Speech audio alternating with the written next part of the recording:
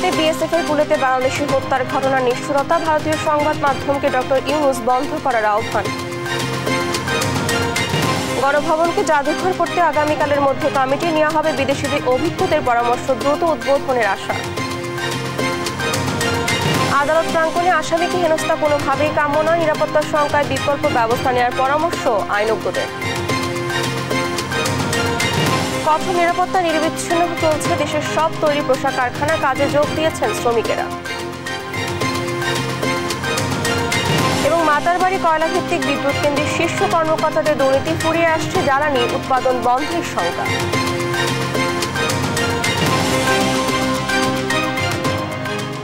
আমন্ত্রণ সংবাদ দুপুরে, দেখছেন শিরোনামগুলো, সঙ্গে আছে আমি ডানা ইসলাম। এবার থাকছে বিস্তারিত। সীমান্তে ভারতীয় বাহিনী বিএসএফ এর গুলিতে বাংলাদেশি নাগরিক হত্যার ঘটনাকে নিষ্ঠুরতা আখ্যা দিয়েছেন অন্তর্বর্তী সরকারের প্রধান উপদেষ্টা ডক্টর মোহাম্মদ ইউনূস। ভারতীয় সংবাদ সংস্থা পিটিআইকে সাক্ষাৎকারে শান্তিতে নোবেলজয়ী ইউনূস বলেন, সীমান্তে অবশ্যই হত্যাকাণ্ড বন্ধে অবিলম্বে ব্যবস্থা নিতে হবে নয়াদিল্লিকেই। কোনো অপ্রীতিকর ঘটনা বা পরিস্থিতি সৃষ্টি হলে এর সমাধানে রয়েছে আইন। কাউকে হত্যা কোনো সমাধান নয় বলে মোদী সরকারকে কড়া বার্তা দিয়েছেন প্রধান উপদেষ্টা। সীমান্তে হত্যাকে একতরফা বলে বর্ণনা করেন তিনি।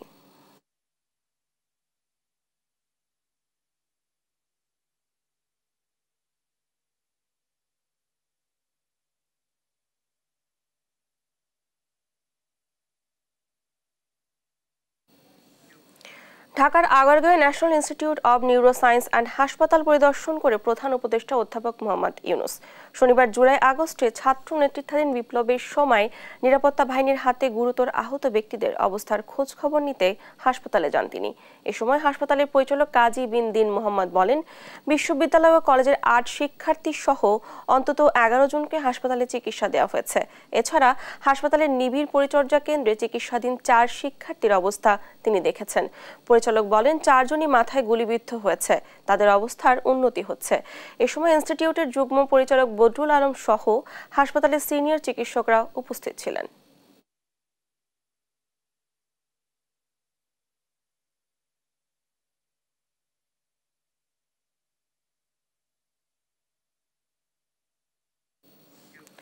হাসিনা সরকারের উপর ১.৫ শতকের বেশি সময়ের পুষে রাখা ক্ষোভের প্রভাব পড়ছে আদালত প্রাঙ্গণে।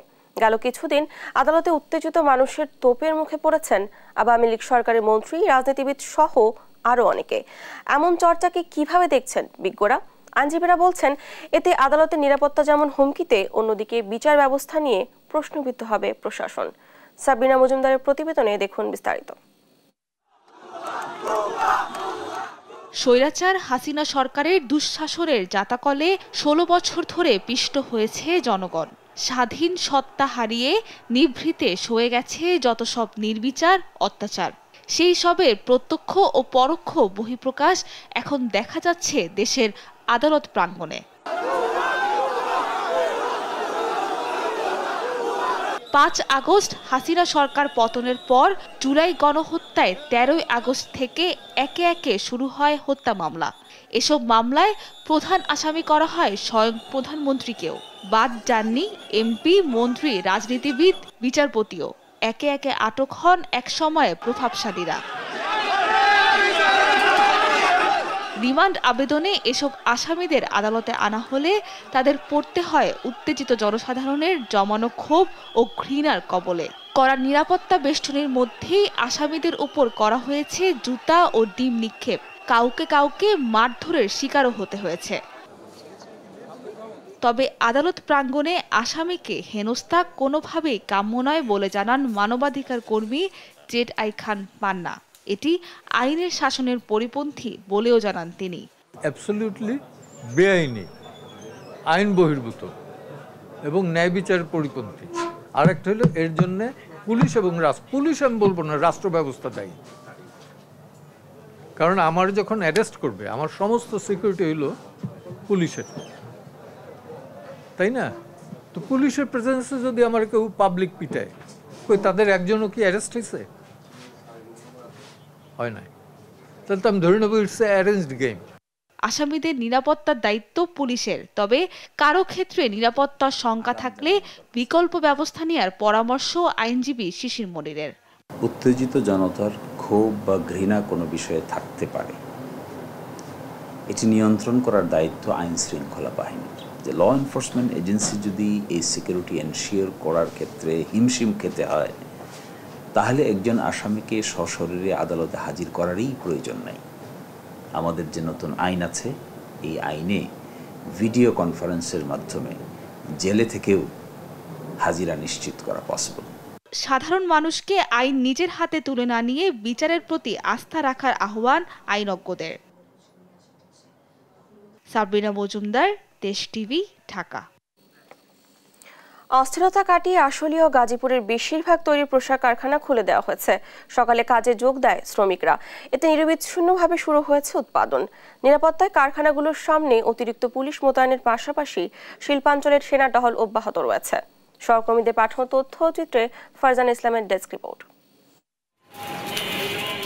কিছুদিনের অস্থিরতা কাটিয়ে আবারও কারখানায় ফিরল শ্রমিকরা।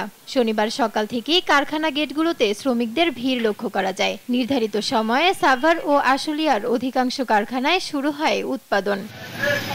নিরাপত্তা নিশ্চিতে শিল্পাঞ্চলে কারখানাগুলোর সামনে মোতায়েন করা হয় অতিরিক্ত পুলিশ সদস্য, ছিল সেনা টহল। তবে কয়েকটি কারখানার শ্রমিকরা বেতন বোনাসের দাবিতে কারখানা থেকে বেরিয়ে আসলে এদিন বন্ধ রাখা হয় শারমিন ও অনন্ত গার্মেন্টস। বেশি কিছু না, যেটা আমাদের পাওনা আমরা এটাই চাইছি। আমাদের হাজিরা বোনাস কম, আমাদের টিফিন বিল দিচ্ছে কম, আবার ঈদ বোনাস অর্ধেকটা দিতেছে না। ঈদ বোনাসটা আমাদের বেসিক দিতে অধিক আরো 14,000 টাকা বেতন হয়, তার বেসিক আছে 8,000 টাকা। একটা ঈদে যদি 8,000 টাকা বোনাস না পাই তাহলে কি ভালো কাটানো যায় না। মালিক শ্রমিকদের সাথে কথা বলে তাদের দাবির বিষয়ে আলোচনার কথা জানায় শিল্প পুলিশ। ওনাদের দাবি দেওয়াগুলো নিয়ে আজকে বসার কথা ছিল।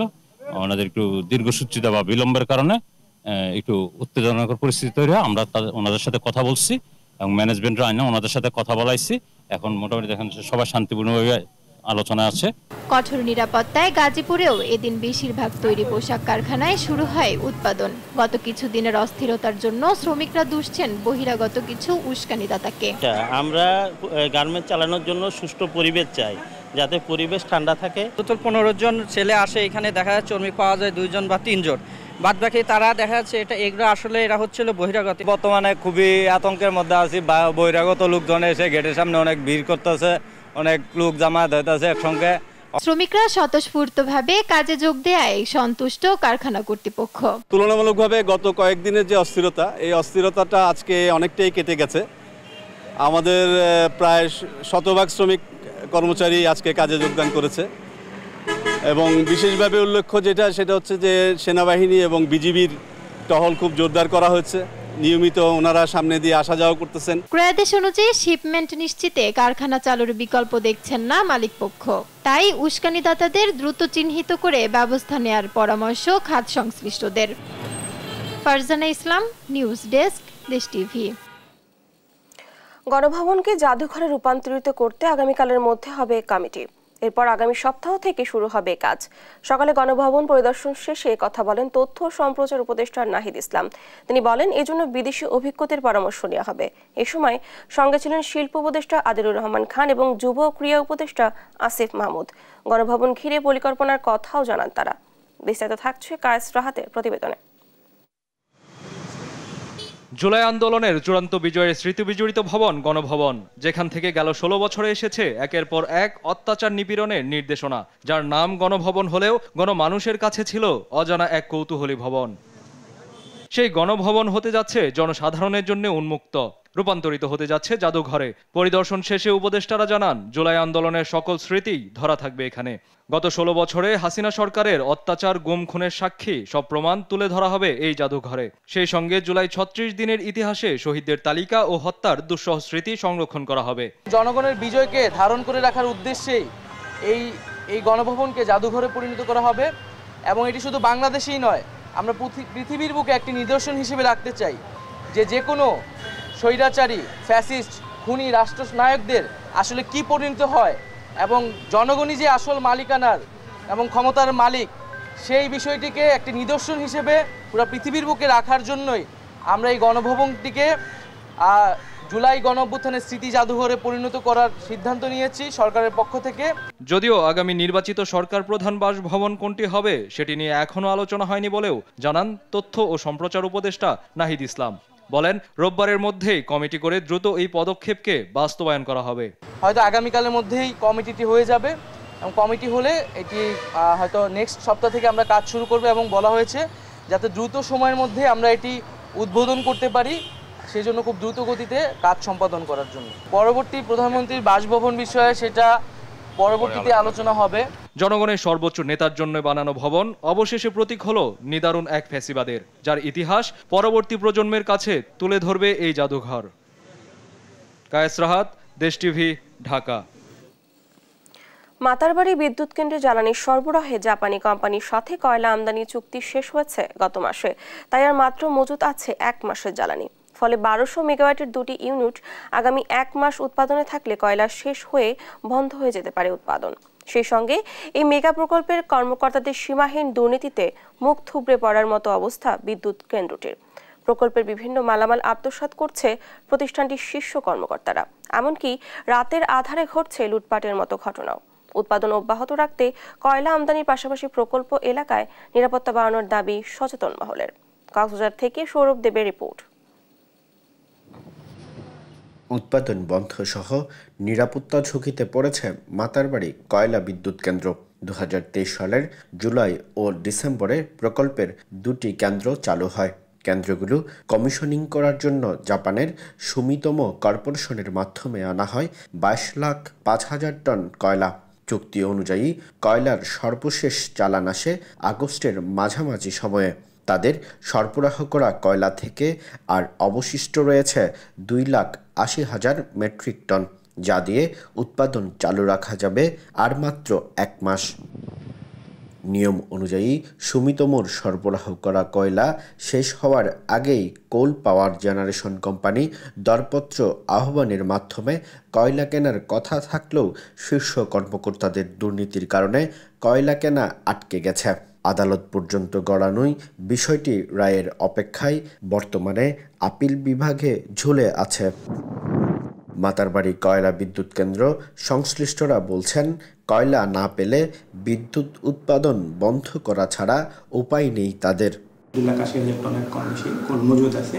তো এই কোল দিয়ে আমরা 2টা ইউনিটে চালাচ্ছি। আর আমাদের কোল প্রকিউরমেন্টের যে ওটা প্রসেস চলতেছে, কিন্তু প্রসেসটা একটু হয়ে গেছে।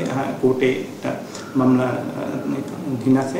2 মাস পরে হয়তো একটা অনিশ্চিত, যদি কোল সাপ্লাই চেইনটা ঠিক না থাকে তাহলে তখন হয়তো বা আমাদের শাটডাউনের দিকে যেতে হতে পারে। এদিকে প্রকল্পের ভেতর থেকে কোটি টাকার সরঞ্জাম সরিয়ে নিচ্ছে প্রতিষ্ঠানটির শীর্ষ কর্মকর্তারা। গত 31 আগস্ট প্রকল্প পরিচালক আবুল কালাম আজাদ ও প্রধান প্রকৌশলী মনিরুজ্জামানের নির্দেশে জাহাজে করে সরিয়ে নেওয়ার সময় 15 কোটি টাকার তামার কেবল জব্দ করা হয়।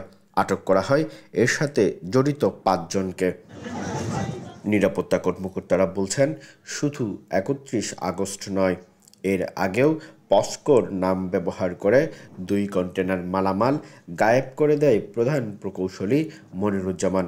এছাড়া গত 5 আগস্টের পর স্থানীয় কিছু দুর্বৃত্ত রাতে প্রকল্প এলাকায় ঢুকে লুটপাটের চেষ্টা চালায়। ওরা যে কেবল এবং কন্টেনার নিচ্ছিল, সেখানে আপনার গেট পাসের সাথে ওদের ইনভয়েস ছিল না। তো ইনভয়েস না থাকলে তো ওটা ধরেন ওদের মালামাল, যেটা বৈধ বলা যাবে না। আমাদের কম সংখ্যক নিরাপত্তা দিয়ে কিছুটা সমস্যা হচ্ছে, কারণ অনেক দূরে দূরে পোস্টগুলো দেওয়া হচ্ছে। সেই পোস্টগুলোতে আসলে অনেক ক্ষেত্রে ওরা এলাকার কিছু দুষ্কৃতিকারী অনুপ্রবেশের চেষ্টা করে। 2023 সালে যাত্রা শুরু হওয়া এই কয়লা বিদ্যুৎ কেন্দ্র থেকে গত 31 আগস্ট পর্যন্ত জাতীয় গ্রিডে সরবরাহ হয়েছে 364,81,75,646 ইউনিট বিদ্যুৎ। সৌরভ দেব, দেশ টিভি, কক্সবাজার। ভারত বাংলাদেশের সার্বভৌমত্ব নয়, আওয়ামী লীগের জমিদারি পুনরুদ্ধারে কাজ করছে বলে মন্তব্য করেছেন বিএনপির সিনিয়র যুগ্ম মহাসচিব Ruhul Kabir Rizvi. Nurses association of বাংলাদেশের 21তম প্রতিষ্ঠাবার্ষিকী উপলক্ষে বিএনপির প্রতিষ্ঠাতা জিয়াউর রহমানের সমাধিতে শ্রদ্ধা নিবেদন শেষে এমন মন্তব্য করেন তিনি। বলেন, বাংলাদেশ নিয়ে দেশটির প্রতিরক্ষা মন্ত্রীর বক্তব্য উদ্বেগজনক। দুই দেশের অনেক অমীমাংসিত বিষয় থাকলেও ভারতের উচিত বাংলাদেশের সার্বভৌমত্বকে শ্রদ্ধা করা। দেশের জনগণের পক্ষে না থেকে আওয়ামী লীগের সাথে একপাক্ষিক যোগাযোগ রক্ষা করলে জনগণ তা মেনে নেবে না। জানান, 2009 সালের পিলখানা হত্যাকাণ্ড ছিল দুরভিসন্ধিমূলক। এই হত্যাকাণ্ড নিয়ে পান্ডোরার বক্স খুলতে শুরু হয়েছে। দেশের নিরাপত্তা বিঘ্নিত করতে এ কারণে বিদেশি হস্তক্ষেপ ছিল কিনা তা পুনর্তদন্তে বেরিয়ে আসবে। এছাড়া সুষ্ঠু নির্বাচনের স্বার্থ কারো কাছে মাথা নত করবে না, এমন নির্বাচন কমিশনই বিএনপি চায় বলে জানান রিজভী। ভারতের প্রতিরক্ষা মন্ত্রীর ভারতের বিভিন্ন কমান্ডারদের সাথে যে বৈঠক, এই বৈঠকের বিষয়ে আমি কালকেও বলেছি, এটা উদ্বেগজনক। এটা উস্কানি কিনা এটা জনমনে প্রশ্ন দেখা দিয়েছে। আপনারা কি নববধূকে সান্ত্বনা দেওয়ার জন্য, তার যে জমিদারি পুনরুদ্ধারের জন্য কোনো কাজ করছেন? স্বাস্থ্য অধিদপ্তরের মহাপরিচালক অধ্যাপক ডক্টর রবিত আমিনের পদত্যাগ দাবি করেছেন ডক্টর অ্যাসোসিয়েশন অব বাংলাদেশ ড্যাব। শনিবার জাতীয় প্রেস ক্লাবে আয়োজিত এক সংবাদ সম্মেলনে ড্যাব মহাসচিব ডক্টর মোহাম্মদ আব্দুস সালাম জানান, স্বৈরাচার বিরোধী আন্দোলনের বিপক্ষে যারা প্রকাশ্যে অংশ নিয়েছিলেন এবং যারা নানাভাবে আওয়ামী লীগ সরকারের সুবিধাভোগী, তারাই বিভিন্ন জায়গায় নিয়োগ পাচ্ছে। এ সময় স্বাস্থ্য খাতের সংস্কারে গঠিত বিশেষজ্ঞ প্যানেল ভেঙে নতুন কমিটি গঠনের দাবি জানান তারা। ফেসিবাদের দোসর ডাক্তার রুবেদ আমিন সহ অন্যান্য সুবিধাপ্রাপ্ত ফেসিবাদের দোসর যাদের স্বাস্থ্য প্রতিষ্ঠানের গুরুত্বপূর্ণ পদে নিয়োগ প্রদান করা হয়েছে, তাদের নিয়োগ আদেশ বাতিল করতে হবে। স্বাস্থ্য মন্ত্রণালয়ের পক্ষ থেকে স্বাস্থ্য ব্যবস্থা ও চিকিৎসা সেবার কাঠামো শক্তিশালীকরণের জন্য গঠিত বিশেষজ্ঞ প্যানেল কমিটি অতি দ্রুত বাতিল করে ছাত্র জনতার আন্দোলনের সঙ্গে একতা প্রকাশকারী চিকিৎসক সমাজের প্রতিনিধিত্ব রেখে কমিটি পুনর্গঠনের জোর দাবি জানাচ্ছি। চট্টগ্রামের সীতাকুণ্ডে জাহাজ ভাঙা কারখানায় বয়লার বিস্ফোরণে 10 জন দগ্ধ হয়েছে। আহতদের চট্টগ্রাম মেডিকেল হাসপাতালে ভর্তি করা হয়েছে। বিস্তারিত জানাতে যুক্ত হচ্ছেন সহকর্মী AKM নাজিম। নাজিম, কিভাবে ঘটলো এই দুর্ঘটনা? হতাহতের কি তথ্য রয়েছে আপনার কাছে?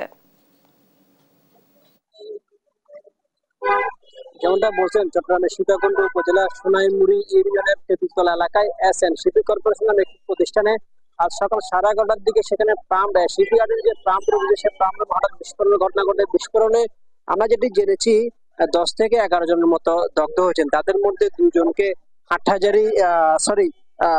হাটহাজারী আপনার সীতাকুণ্ড উপজেলা স্বাস্থ্য কমপ্লেক্সে চিকিৎসাধীন হচ্ছে। বাকি 8 জনের অবস্থা গুরুতর হওয়ার কারণে তাদেরকে চট্টগ্রাম মেডিকেল কলেজ হাসপাতালে নিয়ে আসা হয়েছিল। তার পরপর হাসপাতালে আনার পরপর হাসপাতালের জরুরি বিভাগ থেকে তাদেরকে হাসপাতালে যে বার্ন ইউনিট রয়েছে, সেই বার্ন ইউনিটে চিকিৎসা দেওয়া হচ্ছে। তবে আমরা এখানকার যারা চিকিৎসক রয়েছেন তাদের সাথে কথা বলে যেটা জেনেছি, যারা দগ্ধ হচ্ছেন 8 জন, তাদের মধ্যে বেশ কয়েকজনের অবস্থা আশঙ্কাজনক, কারণ তাদের শরীরের অধিকাংশ শরীরের 70 থেকে 72%, আবার অনেকের 80% পর্যন্ত পুরো দগ্ধ হয়েছেন।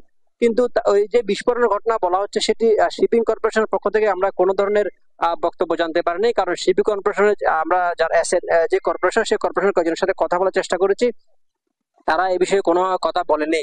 এর আগেও চট্টগ্রামের সীতাকুণ্ডে বেশ কয়েকটি বিস্ফোরণের ঘটনা ঘটেছিল। এই যে শিপইয়ার্ড গুলোতে বিস্ফোরণ, এখন যারা বার্ন ইউনিটে চিকিৎসাধীন নিচ্ছেন তারা সবাই এই শিপইয়ার্ডে কাজ করতেন এবং তারা শ্রমিক ছিলেন বলে আমরা জানতে পেরেছি। কারণ স্থানীয়রা যেটি বলছেন, তারা দগ্ধ হওয়ার পর তাদেরকে আহত অবস্থায় উদ্ধার করে উপজেলা হাসপাতালে নিয়ে যাওয়ার পর উন্নত চিকিৎসার জন্য তাদেরকে চট্টগ্রাম মেডিকেল কলেজ হাসপাতালে নিয়ে আসা হয়। হাসপাতালে আনার পর তাদেরকে চমেক হাসপাতালের যে বার্ন ইউনিট রয়েছে, সেই বার্ন ইউনিটে তাদেরকে চিকিৎসা দেওয়া হচ্ছে এবং তাদের যারা রয়েছেন তাদের অবস্থা 8 জনের মধ্যে প্রায় 5 থেকে 6 জনের অবস্থা আশঙ্কাজনক, কারণ তাদের শরীরে অনেকাংশে দগ্ধ হচ্ছেন। বিশেষ করে হাত, পা, মাথা এবং বুকের অংশ দগ্ধ হয়েছেন। তাদেরকে হাসপাতালের যে ওয়ার্ডে চিকিৎসা দেওয়া হচ্ছে, তারা চিকিৎসাধীন রয়েছেন এবং যে 2 জন সীতাকুণ্ড উপজেলায় রয়েছেন তাদেরও অবস্থা হয়তো যদি উন্নত না হয়, তাদেরকে চমেক হাসপাতাল নিয়ে আসা হবে আমরা জানতে পেরেছি। আরেকটা বিষয়ে বলে রাখি, এর আগেও চট্টগ্রামের সীতাকুণ্ড উপজেলায় সরকারের ভয়াবহ বিস্ফোরণ দুর্ঘটনা ঘটেছিল। তার সিরিয়া গ্রুপের যে যারা শ্রমিকরা কাজ করেন তারা অধিকাংশ ঝুঁকি নিয়ে কাজ করেন বলে আমরা জেনেছি। তো এই ছিল চরমনাই হাসপাতাল থেকে আমার কাছে সর্বশেষ। ধন্যবাদ আপনাকে। চট্টগ্রামের সীতাকুণ্ডে জাহাজ ভাঙা কারখানায় বয়লার বিস্ফোরণে 10 জন দগ্ধ হয়েছিল, সেখানকার পরিস্থিতি জানছিলেন আমাদের সহকর্মী। সিরাজগঞ্জে বঙ্গবন্ধু সেতুর উপর ট্রাক ও বাসের সংঘর্ষে বাবা ছেলে সহ 3 জনের মৃত্যু হয়েছে। এ ঘটনায় আহত হয়েছেন আরও 8 জন। শনিবার ভোরে বঙ্গবন্ধু সেতু 13 নম্বর পিলারের উপর এই দুর্ঘটনা ঘটে। বঙ্গবন্ধু সেতু পশ্চিম থানার ভারপ্রাপ্ত কর্মকর্তা জানান, সিরাজগঞ্জ থেকে ঢাকাগামী ঢাকা এক্সপ্রেস পরিবহনের একটি যাত্রীবাহী বাস নিয়ন্ত্রণ হারিয়ে সামনে থাকা পাথর বোঝাই ট্রাককে পেছন থেকে সজোরে ধাক্কা দেয়। এতে বাসটির সামনের অংশ দুমড়ে মুচড়ে গিয়ে ঘটনাস্থলেই 3 যাত্রী মারা যান। খবর পেয়ে পুলিশ ঘটনাস্থলে পৌঁছে মরদেহ উদ্ধার করে। আহত 8 জনকে বিভিন্ন হাসপাতালে পাঠানো হয়েছে। নিহতদের পরিচয় শনাক্ত করার চেষ্টা চলছে। স্পটে যে অবস্থা ভাই, একজনের তো একদম অর্ধেক চলে গেছে গা, একজন 3 ডুম, একজনের স্বামী মারা গেছে। ওই আন্টি কি যে কান্দা কাটতেছে। আমি ভাই মাঝখানে ছিলাম, আমার পাশে যে ছিল সামনে গিরিল এসে তার পেটের ভেতর ঢুকে গেছে ভাই। আল্লাহ আমারে বাঁচাইছে ভাই।